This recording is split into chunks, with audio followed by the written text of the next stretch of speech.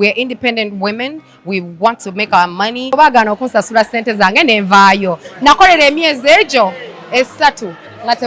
I'm an alpha female. If you don't know what that means we run the house, we run the world, we run everything. Vivian yampa omulimu, atela bwe yampa omulimu, diru gye twasalawo okukola nataji fulfilling. I'm a money maker.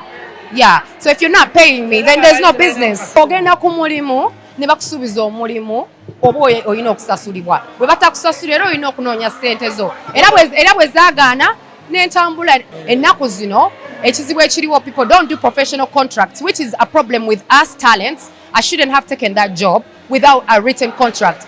Yali contract ya mumwa, era bwe taatuukawo nga sisobola basuwinga n'entambula n'engenda. I'm okay, how are you? Thank you. Obulamu bulungi. Ebibadde bikusumbuwa omukwano abantu bagala gwe gusinga okusumbuwa Robin Kisti waddamu n'ofuna omusajja oba tukyali kwoli. Ekituufu kyo kiri nti abasajja abanjayanira bangi naye right now I'm not looking. I'm just having a good time with my life. I'm starting my career again. I'm back, I'm back like I never left. So bambi babasajja. Not right now. Mulimu abagamba nti n'olabika nga akuze mu myaka eyeetaaga okuba ng'osetolinga n'omwami wo. Okula kitegeeza ki? Okula emyaka. Emyaka gye nnina mitono nnyo ate ne bwe nandibadde w'ataano. It doesn't necessarily that I need to settle down with a man.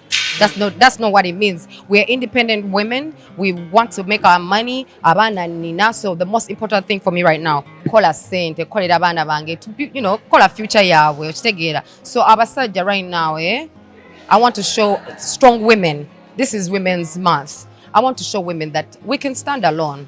You know what I mean? We can do this on our own. So omusajja wabatali wote kitina kye kitegeeza you can always move on and do your thing okitegeera. Oba nina abaana basatu. Ng'obuziza bingi. Abaana bameka mu basajja bameka? Abaana basatu.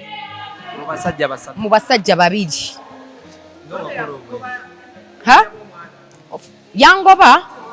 Nze tebangoba. Nze ndi queen.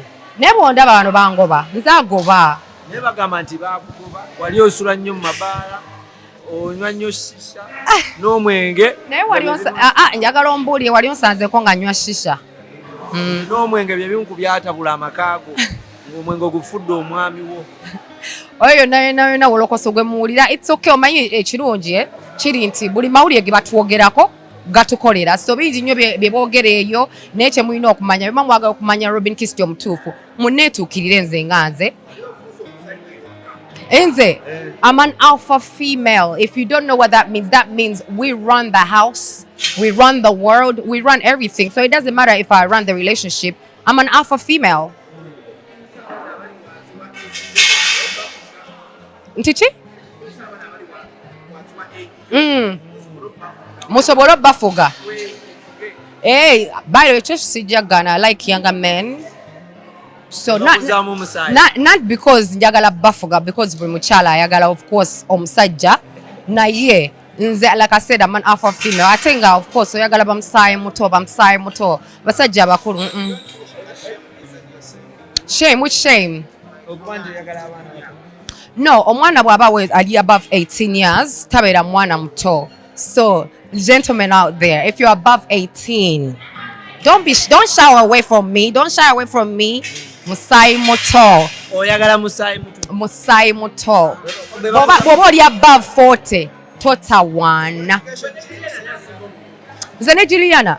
Juliana is a good friend of mine. Simanyi myaka gye naye nze nga nze n'emyaka 36.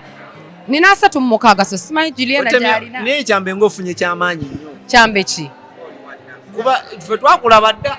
Nga nibabulira emyaka gye banzaala, omwaka gwe banzaalamu 86. Do the maths. Museveni we yayingirirawo. Okulaminga bukulaminga. Museveni we yayingirirawo. Nange we bazaalira. So I'm 36 years old. I'm one of those women who doesn't shy away from my age. I look good. I really look good. I don't look 36. People tell me I look 20 years old and I embrace it, man. I age gracefully, man. Atoyagala abavubuka kuva ku myaka emeka okutuuka ku myaka. Nkugambe kasi toba ng'oli above 18. Alina kuba na bisaanyizo ki? Beerako ne ku ssente. Kati olowooza nti naate benfuna abaziina mbajjawa. Rawum yali yange sweet. Tegeeza oli gold digger. Oyagala abaana bato nga tebalina Siri gold digger naye njagala nga yeesobola nga nange neesobola nga tammenya nga nange simumenya. oli nga wamugoba nga yakugoba ate ngaali yeesobola. Nabagambye tebangoba nze namboze tebangoba sooka ontunuulire ng'ani angoba sooka okkirize kamera ng'ani angoba ani angoba sooka ombuulire. Omwana akubuuziza nti omuvubuka wabanga alina waaka naye nga talinamu kaseera. Oyo naye ajje kubanga waaka naye akola.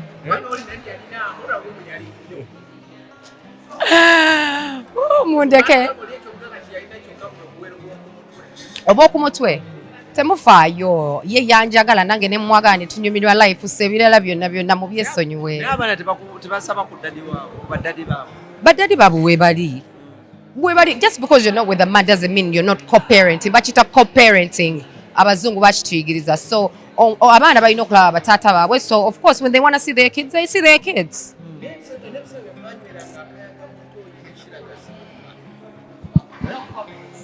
Oyina ebisawe mwanywera nga kayaga mutoyi ne Shiraga Shumba. Yani? Ani? Shiraga Shumba we mwanywera nga oyo simumanyi.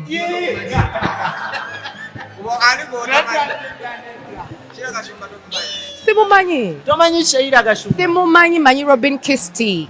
Tomulabanga nako? Yani. Ali best wo nga munywa drugs. Ebyo sibimanyi bemwogerako. Sibimanyi bemwogerako. Simumanyi. Nga wamugoba bubi. Omusajja yabaawukanya okutuuka ku eryo. Simumanyi.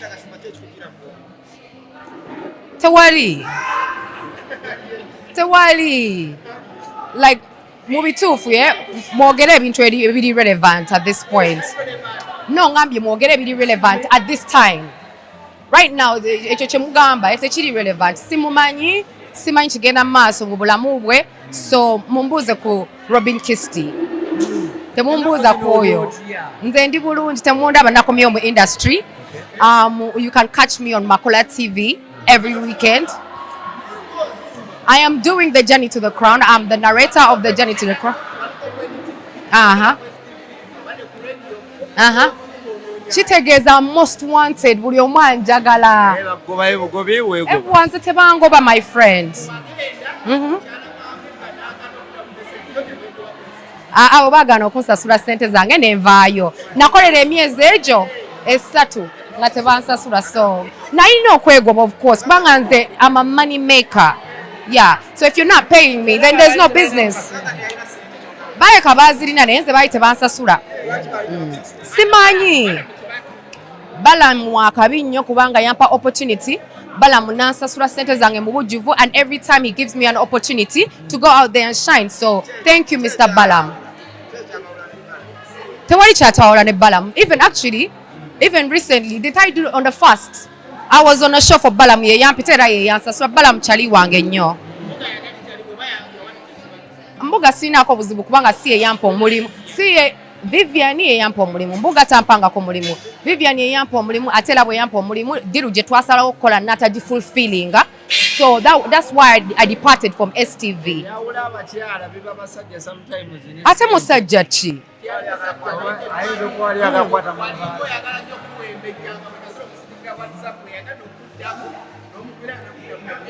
Nali nsaba ssente zange. Nga bw'ogenda ku mulimu ne bakusuubiza omulimu oba olina okusasulibwa. Bwe batakusasulira era olina okunoonya ssente zo. Era bwe zaagaana n'entambula era n'engenda ewa Balamu.